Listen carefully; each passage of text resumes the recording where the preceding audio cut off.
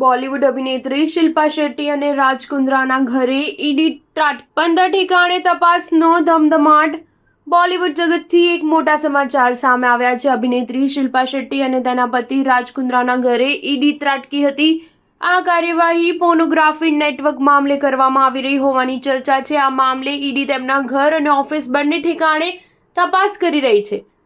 રાજ કુંદ્રા વિરુદ્ધ 2021માં પોલીસે પોર્ન પ્રોડક્શનના આરોપોસર ધરપકડ કર્યા બાદ ચાલી રહેલી તપાસના ભાગરૂપે ઈડીએ આ દરોડો પાડ્યા હોવાનું જાણવા મળ્યું છે। મુંબઈ ક્રાઇમ બ્રાન્ચે ઇન્ડિયન પેનલ કોડ અને આઈટી એક્ટ હેઠળ કુંદ્રાની ધરપકડ કરી હતી। બાદમાં સિટી કોર્ટે કુંદ્રાને જામીન આપ્યા હતા। મોબાઈલ એપ્લિકેશન મારફતે પોર્નોગ્રાફી કન્ટેન્ટના પ્રોડક્શન અને વિતરણના આરોપોસર મની લોન્ડરિંગ તપાસ હાથ ધરવામાં આવી હતી। મળતી માહિતી અનુસાર આ મામલે ઈડીની ટીમ કુલ 15 જગ્યાએ દરોડાની કાર્યવાહી કરી રહી છે। આ મામલે જે પૈસા એકઠા થયા હતા તે આવા વિડીયોના માધ્યમથી વિદેશમાં મોકલાયા હતા। આ રીતે પૈસાની મોટા પાયે હેરફેર કરવામાં આવી હતી, જેની તપાસ ઈડી કરી રહી છે। જૂનમાં મુંબઈ પોલીસ ક્રાઇમ બ્રાન્ચે કુંદ્રાની માલિકીની હોટશોટ્સ એપ્લિકેશન પોર્નોગ્રાફી પ્રોડક્શન કેસમાં સંડોવણી હોવાના આરોપોની તપાસ હાથ ધરી છે, જેમાં તપાસમાં